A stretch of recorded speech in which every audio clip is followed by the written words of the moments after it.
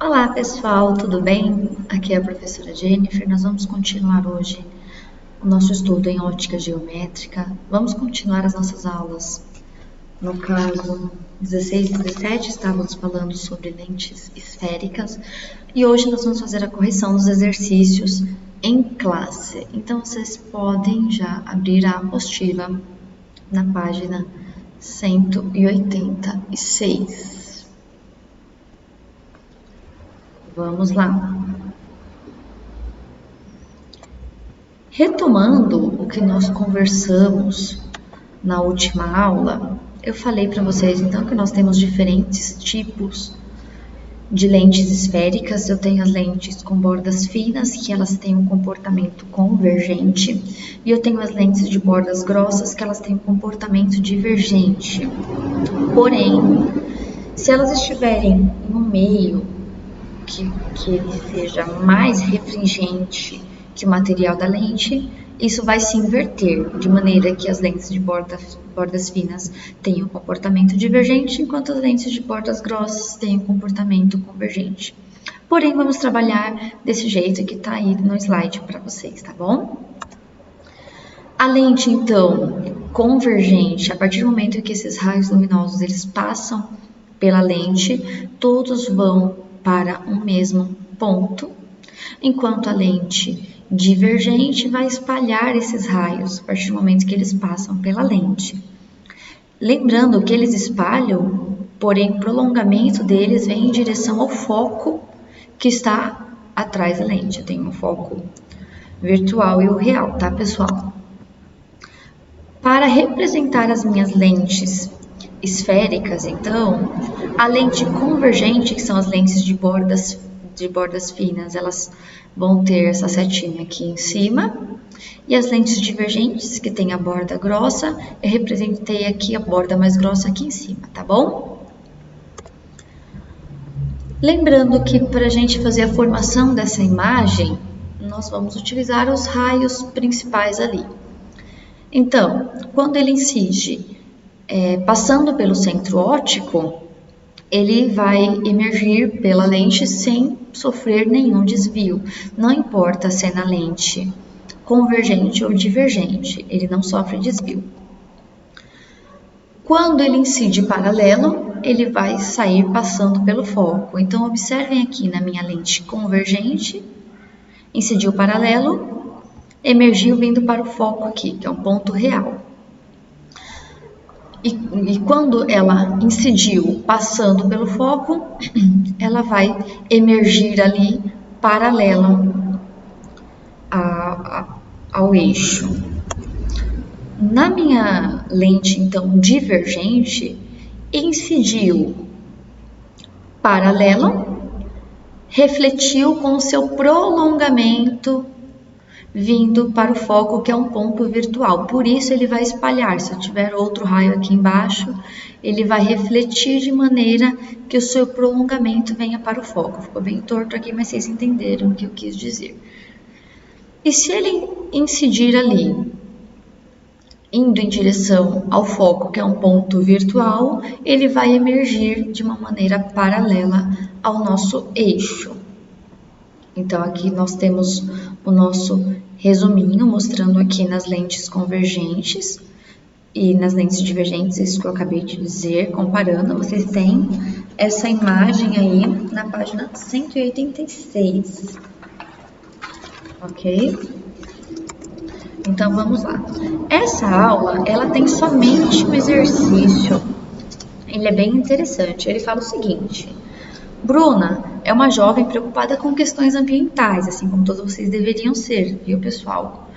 Em seu bairro, ela participou de um encontro que se destinava a conscientizar os cidadãos sobre a importância da busca de fontes alternativas de energia que não acarretassem um aumento de aquecimento global. Bruna notou que muitos participantes defenderam projetos cujos custos eram elevados ou requeriam um aporte tecnológico elevado. Então, ela usou a criatividade, aliada a uma simplicidade, e sugeriu a construção de um aquecedor solar utilizando propriedades de uma lente convergente. Essa parte é muito importante aqui, eu coloquei em vermelho, lente convergente, tá, pessoal? Quando a gente tenta fazer algo onde a gente tem uma preocupação com essas questões ambientais, não adianta a gente colocar um projeto muito caro, né? As pessoas têm uma dificuldade para aceitar isso. Então, ela foi procurar uma solução um pouquinho mais simples. Então, com esse mecanismo onde ela utilizou essa lente convergente, ela consegue concentrar a luz num único ponto. E dessa maneira ela conseguiria aquecer, por exemplo, uma porção de água. Então ela construiu uma lente esférica feita a partir de placas de acrílico, colou nas bordas e preencheu com água ali. Essa lente ela foi posicionada de modo que o seu eixo principal tenha sido apontado para o Sol.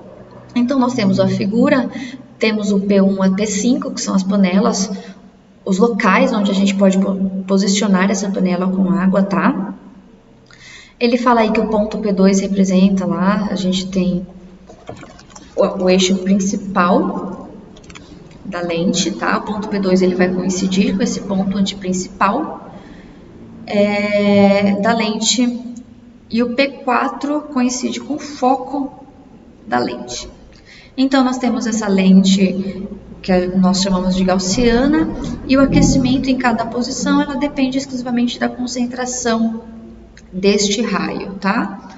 Você tem que assinalar, então, a opção que indica a ordem decrescente dessa temperatura.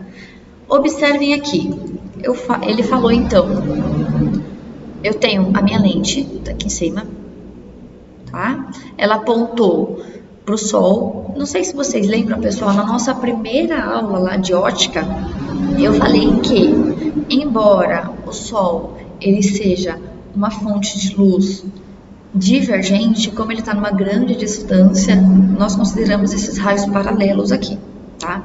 Então, eu tenho a minha lente, ele fala aí que o P4 coincide com a lente, desculpa, gente, o P4 coincide com o foco e o P2 com o antiprincipal. Então, eu tenho aqui o P4 é o nosso foco e o P2 é o antiprincipal. Se o P2 é o antiprincipal, a distância que eu tenho aqui da lente ao foco vai ser a mesma distância do foco ao antiprincipal.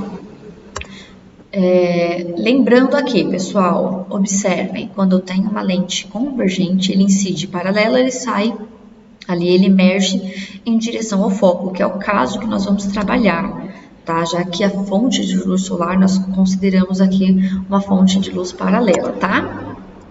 E é isso que ele tem que fazer. Ele vai convergir todos os seus raios para um único ponto. Essa lente aqui, ela tá picotadinha, mas eu vou colocar um vídeo falando sobre este assunto, que é exatamente sobre esse experimento que nós estamos colocando. Então, peguei essa imagem que está na apostila e eu só deitei ela para vocês entenderem melhor. Então, lembrando, incide paralelo, ele vai emergir em direção ao foco. O nosso foco aqui é o P4, não é isso? P4 é o foco. E o P2 é o antiprincipal. Então, continuando, eu fiz isso com todos os outros raios, não tinha necessidade, mas eu mostrei aqui para vocês, se todos estão incidindo de maneira paralela, todos eles vão convergir para o foco. Então, é isso que vai acontecer com esses raios que passaram por essa lente. Aí ele pergunta a ordem decrescente de temperatura que a água pode atingir em cada posição. Considerando que em cada ponto da panela com água ela vai ser colocada em intervalos de tempo de mesma duração. Então, observem aqui, a ordem decrescente. Então, eu vou começar da temperatura que é maior para menor. Só de vocês observarem essa imagem, quem vai esquentar mais? Quem está recebendo a maior quantidade de luz ali, de raios luminosos? Então, o meu P4 está bem no foco, ou seja, todos esses raios estão se concentrando ali no P4, de maneira que ele vai aquecer mais. Se ele aquece mais, então ele vai ter a maior temperatura. Depois disso, se você observar aqui, ó, o P5 e o P3, eles recebem mais ou menos a mesma quantidade de raio aqui, tá? Então, depois do P4, nós temos o P5 e o P3, vem em seguida na quantidade de raios que eles estão recebendo, tá? Depois, se você observar, o P2 vai receber menos e o P1 menos ainda.